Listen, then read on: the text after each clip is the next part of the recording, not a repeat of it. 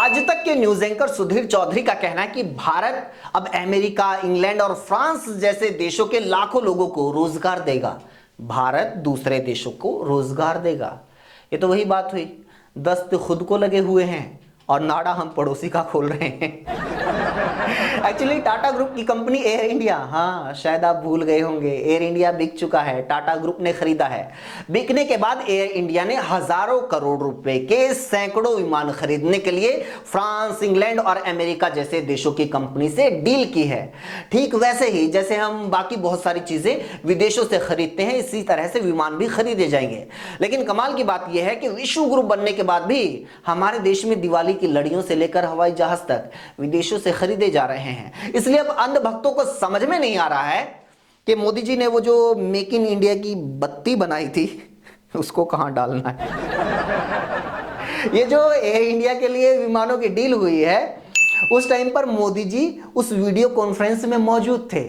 टाटा से लेकर जियो तक, पेटीएम से अडानी तक, एयर इंडिया तक, जब भी प्राइवेट कंपनी की बात आती है मोदी जी हमेशा आगे मिलेंगे।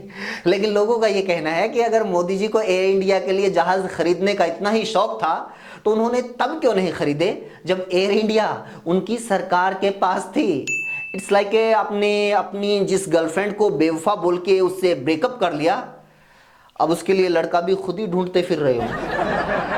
सुधीर चौधरी का कहना है कि ये मोदी जी का कमाल है, हमारे देश को इस पर गर्व होना चाहिए कि हमारे देश की वजह से बड़े बड़े विकसित देशों के लोगों को रोजगार मिल रहा है। उस इंग्लैंड के लोगों को रोजगार मिल रहा है जिसने हमें गुलाम बनाया था।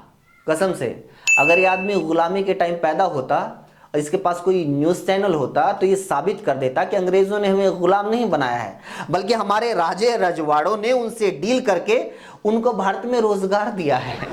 और उस टाइम तो हमारे देश के लोग इतने अनपढ़ थे कि गर्व की इसी फीलिंग में आज तक अंग्रेजों को 3 गुना लगान दे रहे होते।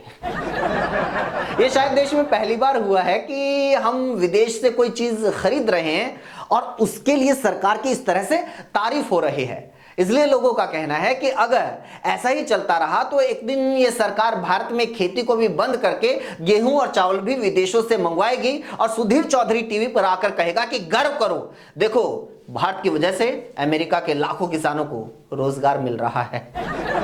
सुधीर चौधरी का कहना है कि अमेरिका और इंग्लैंड जैसे देश आज बुरे दौर से गुजर रहे हैं, बेरोजगारी, महंगाई पीक पर है, अर्थव्यवस्था चौपट हो चुकी है, लेकिन मोदी जी की कृपा से भारत मजबूत है, इसलिए वो इन गरीब और दरिद्र देशों की मदद कर रहा है। हाँ, जो देश लाखों करोड़ रुपए के जहाज बनाकर दूसरे देशों को बेच रहे हैं वहां बुरा दौर चल रहा है, और जहां 80 करोड़ लोगों को मुफ्त में अनाज बांटकर उनका पेट भरना पड़ रहा है वहां अमृत काल चल रहा है।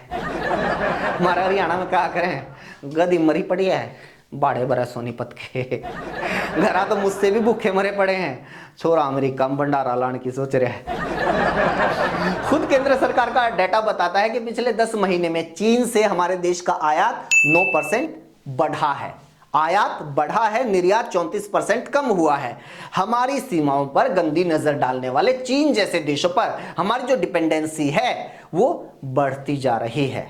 लेकिन इसको भी सुधीर चौधरी जैसे एंकर कहेंगे कि ये भी मोदी जी का मास्टर स्ट्रोक है, ये मोदी जी की चाल है। हम चीन से इतना सामान खरीदेंगे, इतना सामान खरीदेंगे, इतना सामान खरीदेंगे कि एक दिन चीन का सारा सामान खत्म हो जाएगा और चीन के पास सिर्फ कटोरा बचेगा।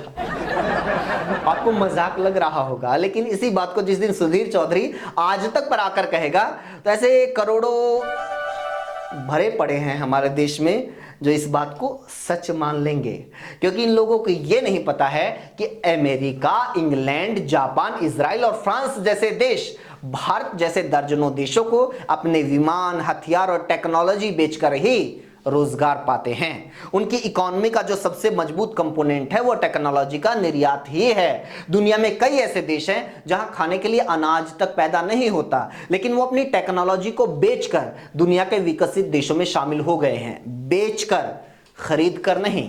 इसलिए सुधीर चौधरी और उनके दर्शकों को बताइए कि यह गर्व की बात उन देशों के लिए है जो जहाज या टेक्नोलॉजी बेच रहे हैं, उन देशों के लिए गर्व की बात नहीं है जो खरीद रहे हैं।